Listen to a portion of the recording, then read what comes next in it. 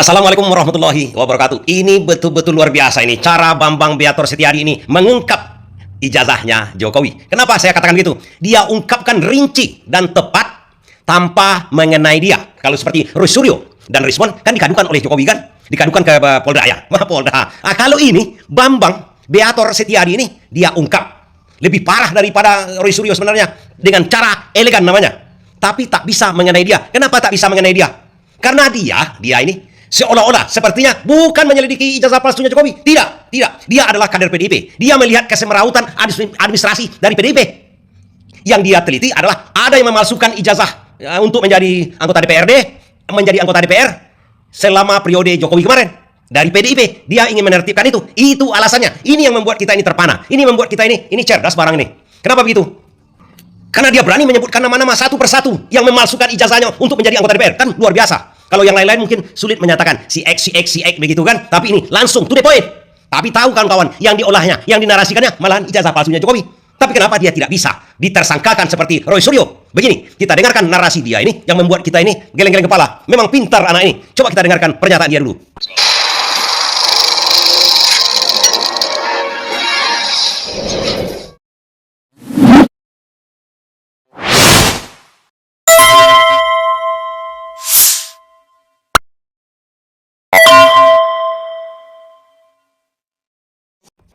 Kalau yang saya urai pertama itu adalah kader kami, kader Partai PDI Perjuangan.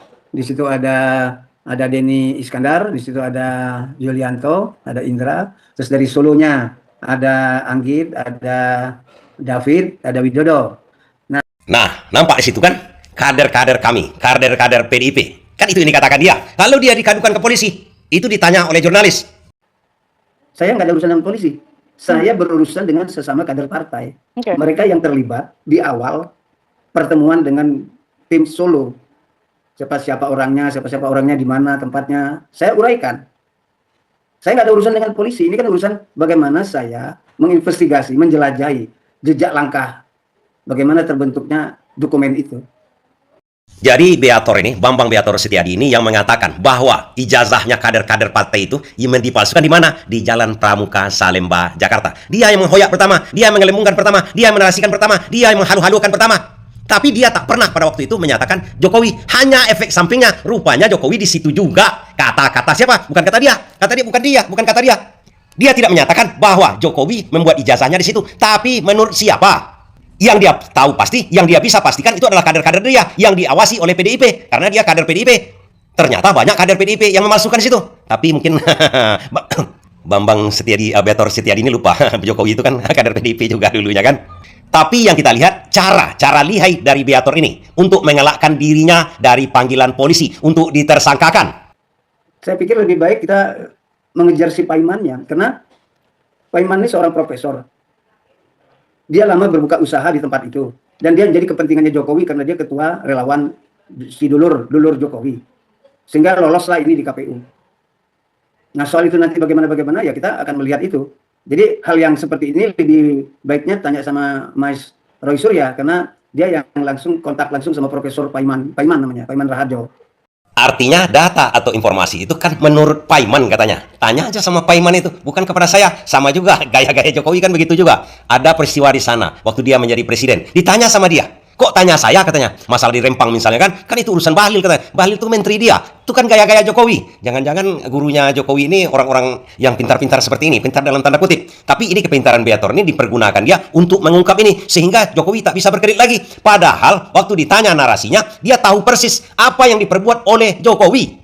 Saya batasi sampai situ. Nah terus selesai DKI, Jokowi melompat menjadi presiden, Ahok menjadi gubernur. Maka tahun 2015, daerah itu, pasar Pramuka itu dilakukan penertiban. Tertangkaplah beberapa orang pelaku bisnis sarjana itu. Nah itu data mereka tentunya ada di Polda. Tadi menurut Bambang Beator Setiadi ini, pada waktu Jokowi sudah menjadi presiden dengan ijazah palsunya itu, Ahok sepertinya disuruh oleh Jokowi untuk membersihkan pasar Pramuka itu, jalan Pramuka itu. Jadi ditangkapilah orang pemalsu ijazah di situ. Datanya itu pada waktu itu adalah di Polda Metro Jaya. Jadi orang yang memasukkan, siapa-siapa yang memasukkan ijazahnya di situ itu, datanya ada di Polda semuanya, di Polda Metro Jaya. Pada waktu Ahok menertibkan pasar jalan Pramuka itu.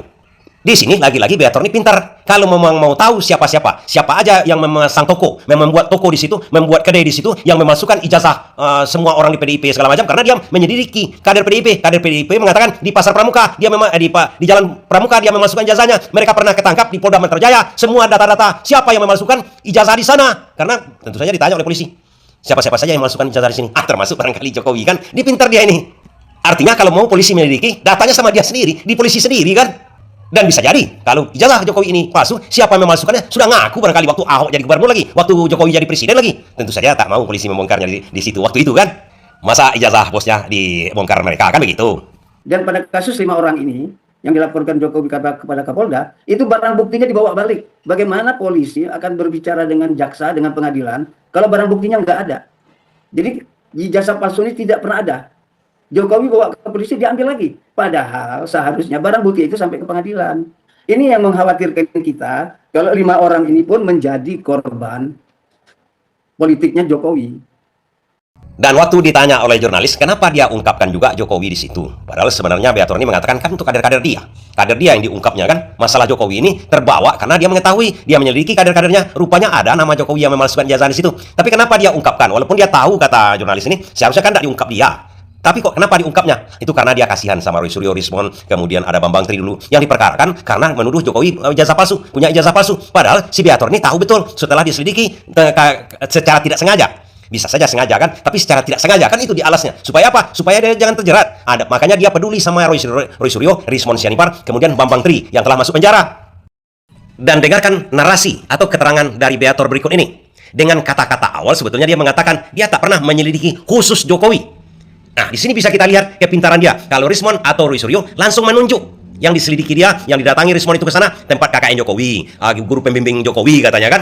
Kalau siapa ini si Beator enggak. Dia sambil lalu. Yang dia fokus sebenarnya menyelidiki. Menyelidiki siapa? Kader-kader partainya. Kebetulan ada data-data Jokowi kan gitu aja. Sampai dari KPU. Karena seorang calon yang menjadi wali kota ataupun jadi dari wali kota terus naik menjadi gubernur, itu seharusnya data dari awal itu saja. Data waktu itu, data Jokowi kan di Solo. Untuk mendaftar jadi KPU kan ada ijazahnya itu. Tapi rupanya diselidiki Beator di situ. Kader-kadernya katanya kan, ijazah Jokowi itu tak pernah ada di KPU Solo. Jadi bodong. Dia cuma menulis-nulis insinyur segala macam. Seharusnya dari sana itu aja datanya. Sampai KPU Jakarta, sampai KPU jadi presiden. Kayak KPU pusat. Karena di KPU menjadi wali kota kan KPU Solo. Kemudian data dari KPU Solo itu mengenai ijazah itu dari situ aja sebenarnya. Tapi di Solo hilang. Nggak ada fotokopinya pun tak ada. Kemudian di KPU Jakarta juga hilang. Kan itu yang dikatakan dia, yang diselidiki dia. Sebenarnya dia kan menyelidiki kader-kader partainya yang di Solo, di PDIP. Kemudian partai-partai di Jakarta. Terbawalah keterangan ini dengan Jokowi. Sehingga, kalaupun dia ditersangkakan, nggak bisa. Yang diselidiki bukan Jokowi. Ya dong, kalau nggak ada kepentingan politik, nggak ada kepentingan pribadi, ngapain Jokowi bikin? Jadi ada 10 tahun Jokowi di Solo. Dia tidak pernah berkas. Kalau berkas dia ada, pasti ke Jakartanya lancar. Ke presiden dia kan lancar. Tetapi kan tidak. Jadi dia pada waktu di Solo menulis di depan namanya insinyur. Tapi tidak ada dokumen. Itu namanya bodong. Nah, itu dilacak sama kawan-kawan di Solo. Berkas yang ada di KPU Solo itu hilang. Saya tidak tahu bagaimana bisa hilang. Nah, kita bisa ngitung. Lulus 85. Maju menjadi Pilkada Solo 2005. Ada 25 tahun. Jokowi tidak pernah tuh main ke UGM. Nggak pernah tuh ada hadir di dalam reuni, hadir di dalam apa. Hilang Jokowi. Berarti kan dia bukan orang UGM. Profesor Effendi Sofyan bilang tidak ada berkas di Fakultas Kehutanan atas nama Joko Widodo.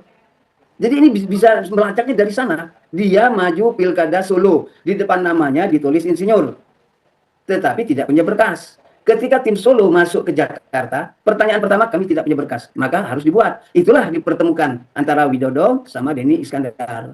Nah, perjalanan mereka itulah bertemu sama Jokowi.